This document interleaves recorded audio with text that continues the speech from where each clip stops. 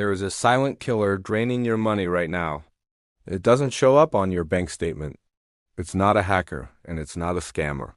It's a policy, a decision made in high places that ensures you, the average person, gets poorer while the people who make those decisions get richer. I'm talking about the biggest financial scam in history. I'm talking about inflation.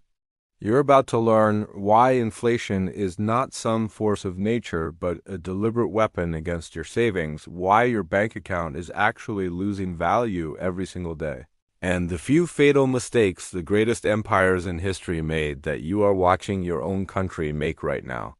This is the truth about the quiet tax you pay without even knowing it, and more importantly, how you can stop paying it. Let's not mess around with complicated economic terms. Let's talk about the simple, brutal reality. The money in your pocket, the money you work 80 hours a week for, is designed to fail. It is designed to buy less tomorrow than it buys today. This isn't just a mild inconvenience. It's a systematic destruction of wealth. Think about your parents or your grandparents. They could put $1,000 in a savings account, and 30 years later, that money, while earning a little interest, still had roughly the same buying power. A few $100s could buy a house. Today, if you put $1,000 in a typical savings account, which might give you 1% interest, but inflation is running at 5%, you are losing 4% of your wealth every single year.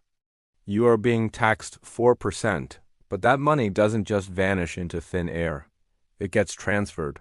This is the core problem, the single compelling thesis of this entire story. Inflation is not a price problem. It is a transfer of wealth problem. Let's look at the past, because history never repeats, but it always rhymes. And the melody right now is sounding pretty doomed. Take the Roman Empire. The Roman Empire, at its height, was powered by the silver denarius, a beautiful, trustworthy coin. This coin was used across the known world. It was a store of value. It was dependable. For decades, the denarius was almost pure silver.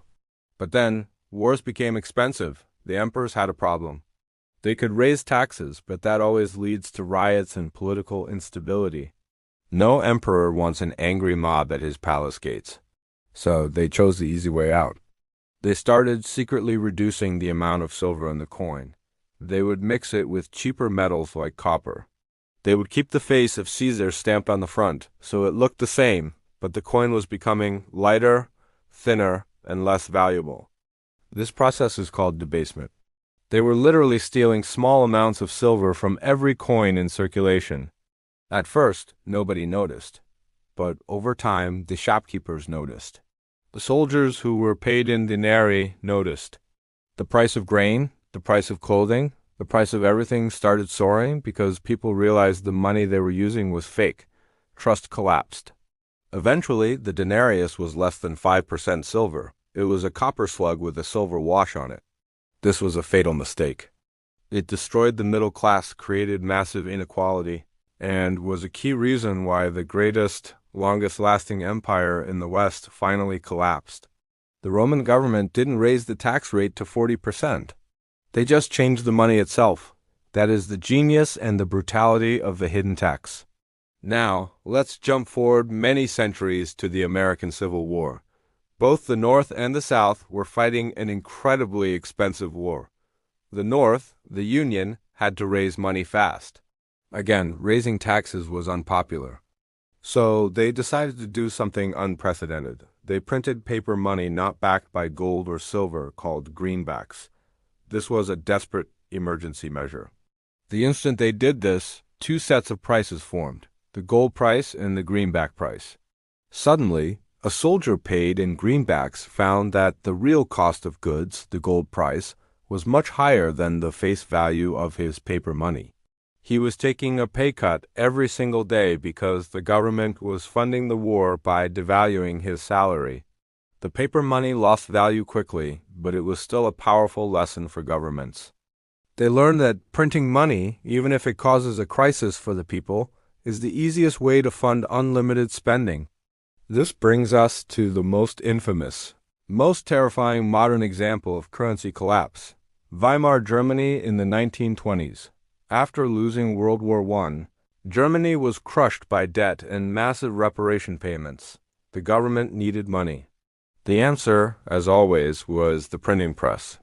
The Reichspräsenzbank printed money constantly, endlessly, recklessly. The effect was not a gradual erosion. It was a catastrophic collapse. By 1923, the hyperinflation was so severe that money became utterly meaningless.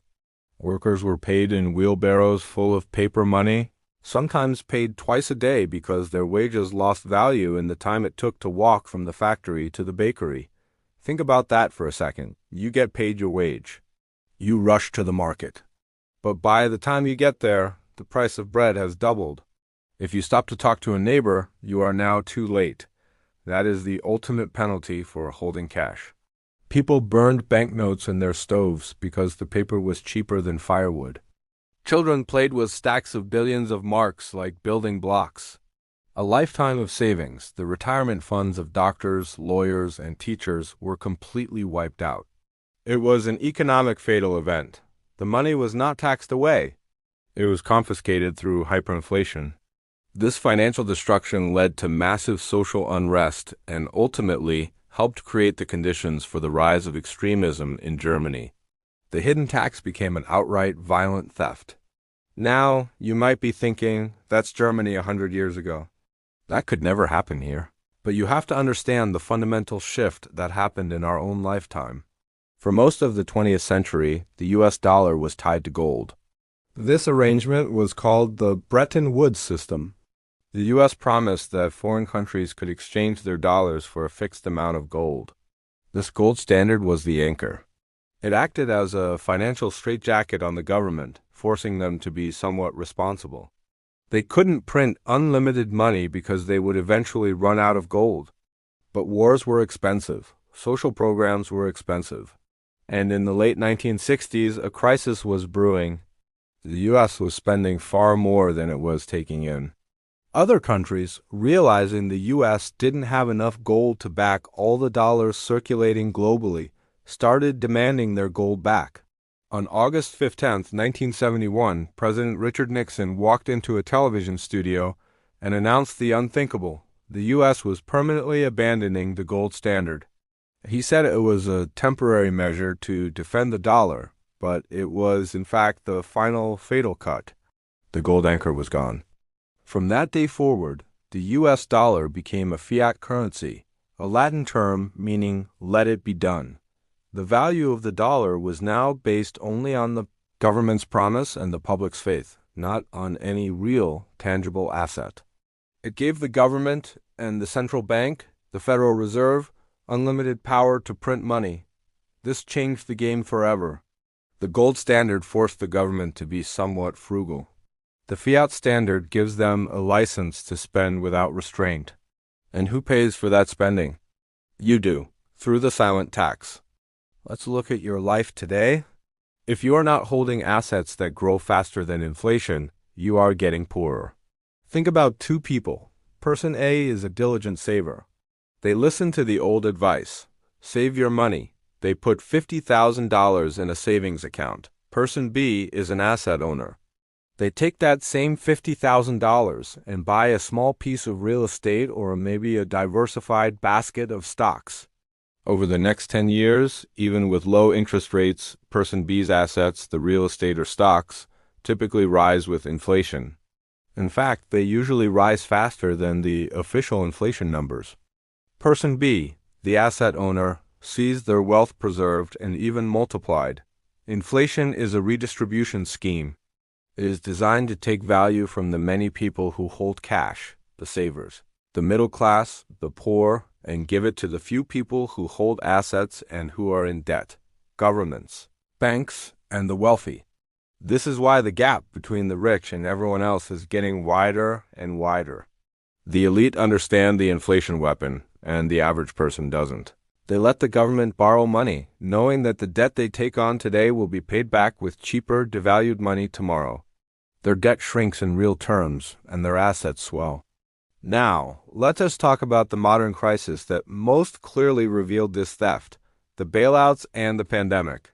In 2008, when the global financial system nearly collapsed, What did governments and central banks do? They didn't raise taxes to fix the problem. They printed trillions of dollars. They called it quantitative easing, QE. This money didn't go into your pocket. It went into the banks and the financial system.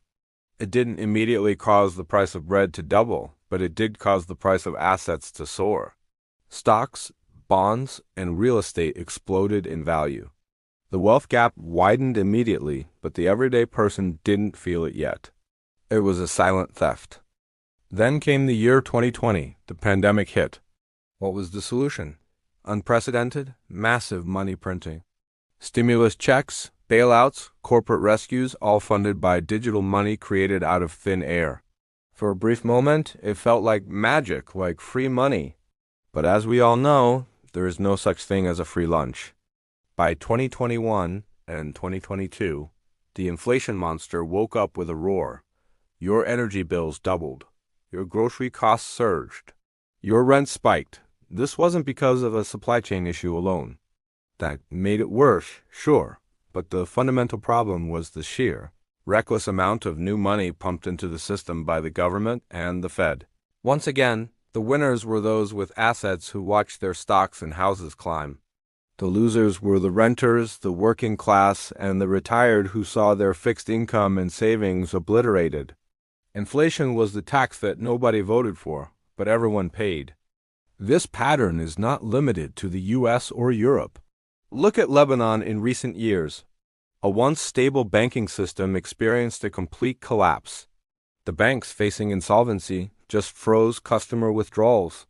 While the government printed money, the currency collapsed by over 90%.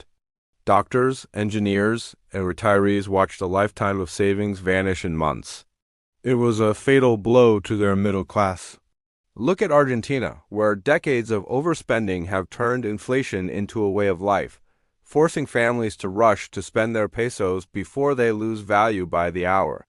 The distrust of the nation's own money is a profound psychological wound. This is the ultimate lesson of the silent killer. Governments use inflation because it is politically convenient. No politician wants to stand up and say, "We are taking an extra 10% out of your paycheck this year." That would cause an immediate political crisis. It is far easier to spend money they do and have and let inflation do the dirty work silently. They will tell you inflation is transitory or under control. They will change. The way they calculate the official inflation rate to make it look lower than your grocery bill is telling you.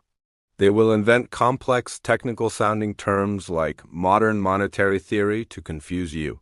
But the reality doesn't change. Inflation is a tax, the most unfair tax ever invented. It punishes the trusting, the passive, and the savers. So, how do you stop paying this hidden tax? History is clear. The survivors of these economic crises were not the ones holding paper money. You must become an asset owner, not just a cash saver. The best protection against currency devaluation is owning things that are real and finite. Real assets, not financial paper promises. This could mean a primary residence, a rental property, or productive businesses, stocks.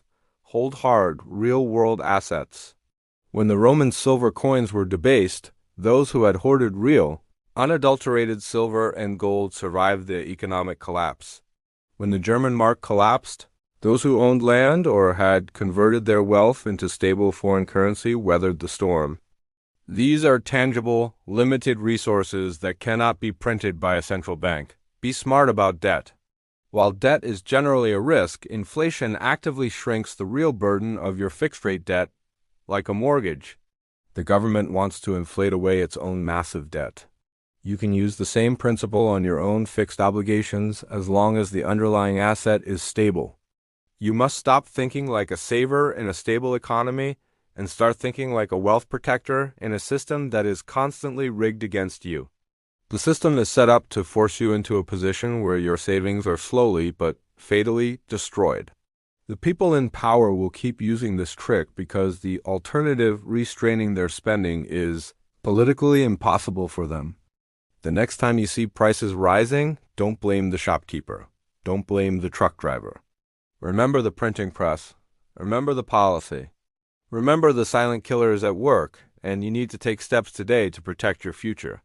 If this gave you the clarity to fight back against the silent killer, hit the subscribe button.